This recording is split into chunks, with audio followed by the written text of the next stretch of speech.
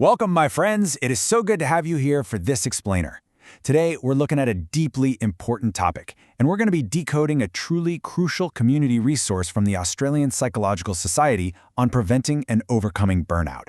Listen, if you've been feeling the absolute weight of the world on your shoulders lately, I want you to know from the bottom of my heart that you are in exactly the right place.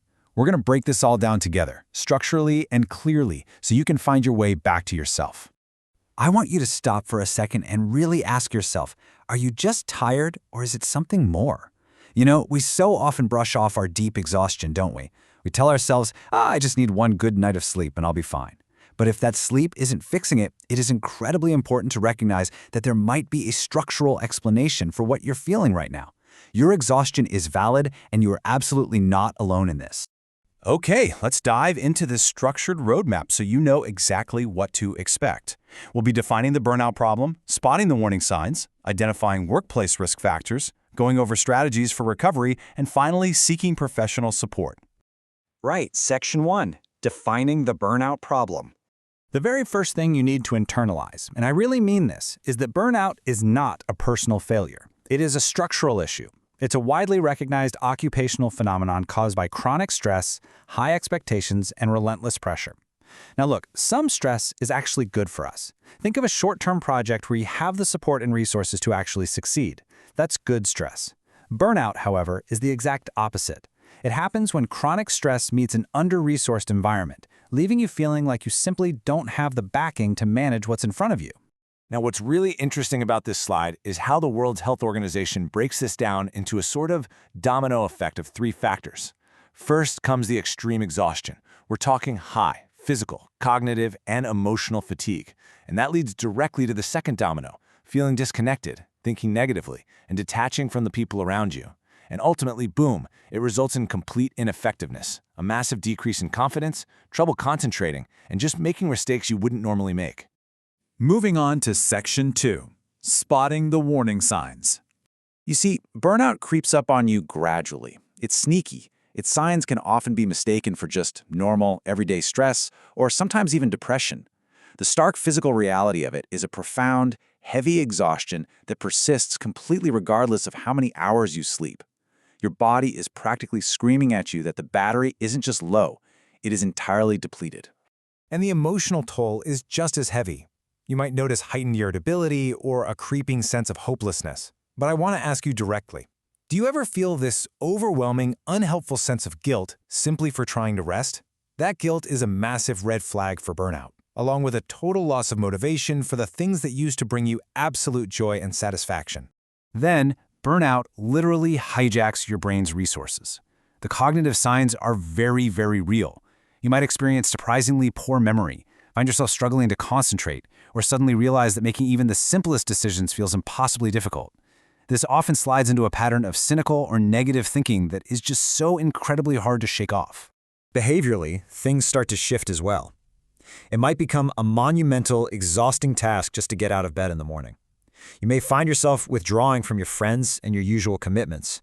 And very often, people start relying on increased amounts of sugar, caffeine, or alcohol in a desperate and completely understandable attempt to cope and just find some quick energy. Finally, the body sounds its severe physiological alarms. Beyond the exhaustion, despite getting sleep, you might experience constant muscle tension, leading to awful headaches and backaches. You might even feel dizzy or nauseous, and you'll likely notice lowered immunity. Suddenly patching every single cold that goes around. Your body is practically shouting for a break. This brings us to Section 3, Identifying Workplace Risk Factors.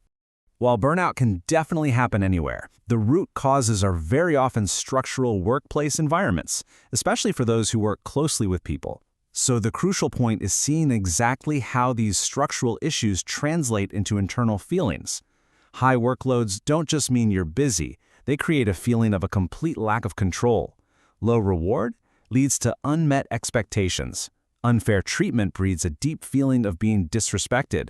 And perhaps most painfully, when the workplace values just don't match yours, it creates a serious moral conflict.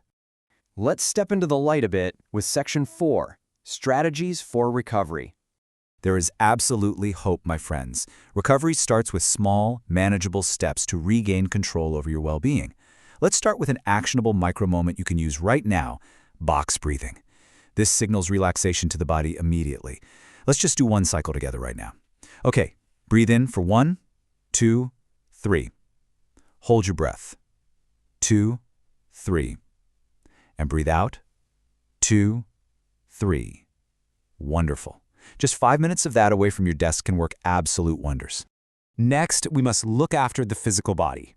Rest, rest, rest. And yes, this means learning the very challenging skill of saying no. When it comes to fuel, substitute those stress-induced sugar cravings with protein to give you sustained energy without the crash. Exercise, stay hydrated with water, and absolutely insist on those short breaks away from your workspace.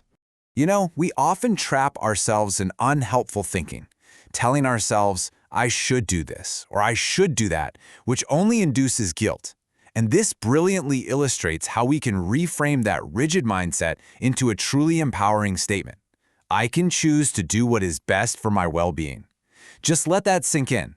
That mental shift is completely transformative. Building on that, consider your broader mindset. Practicing mindfulness helps you notice your thoughts in a gentle, non-judgmental way. Journaling can help process those heavy feelings, so they aren't just swirling in your head. But most importantly, practice self-compassion. Treat yourself as kindly and understandingly as you would a dear friend in need. And have faith. Recovery takes time, but you absolutely will get there.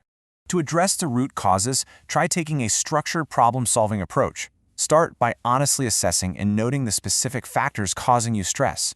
Break it down. From there, you can explore possible solutions, implement them, and closely monitor your well-being to evaluate what actually works. Systematically altering the sources of your stress puts you right back in the driver's seat.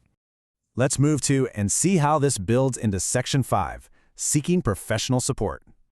Please hear me when I say this. You do not have to overcome burnout alone. Start by talking with someone you trust to reduce the burden. Furthermore, highly trained professionals are there for you. A psychologist can use cognitive behavioral therapy to help with everything from assertiveness training to working through perfectionism. If you're in Australia, you can call the Find a Psychologist service at 1-800-333-497 or ask your GP for a referral to access Medicare rebates and even telehealth options so you don't even have to travel. Help is there. I want to leave you with a highly hopeful concept: post-burnout growth. It's beautiful, really. Despite the immense challenge of going through this difficult time, proper recovery very often leads you to change your priorities for the better. It can teach you how to allow yourself to enjoy life more deeply and live much more intentionally than you ever did before. As we wrap up this explainer, I want to leave you with one final, provocative thought to carry with you today. Look at your routines, look at your commitments and your boundaries, and ask yourself honestly, are your daily choices filling your energy tank or draining it? Thank you for learning with me today. Be kind to yourselves, my friends. We'll talk again soon.